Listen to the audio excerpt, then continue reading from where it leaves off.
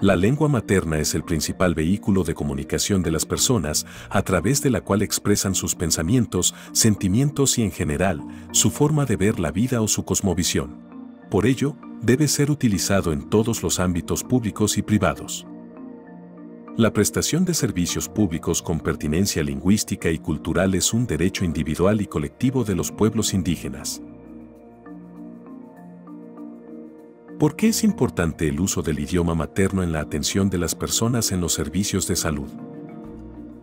Llega con más frecuencia, con más confianza y creo que comprenden mejor la situación que se les explica en su propio idioma. Si le hablamos en su idioma, pues nos va a comentar mejor. Si le da alguna receta, pues sí, qué mejor va que se le explique en su propio idioma, va a comprender mejor y quizá va a tener mejor su tratamiento por la necesidad que tiene.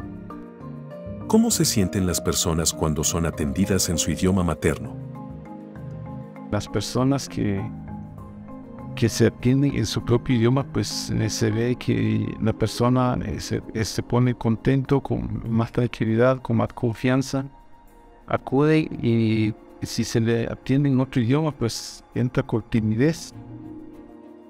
¿Qué mensaje da a las autoridades del sector de salud para que en la atención a la población se use su idioma materno?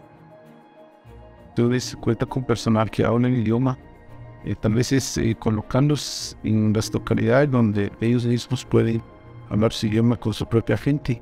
Se me habla en su idioma, respetando, ¿verdad?, su cultura.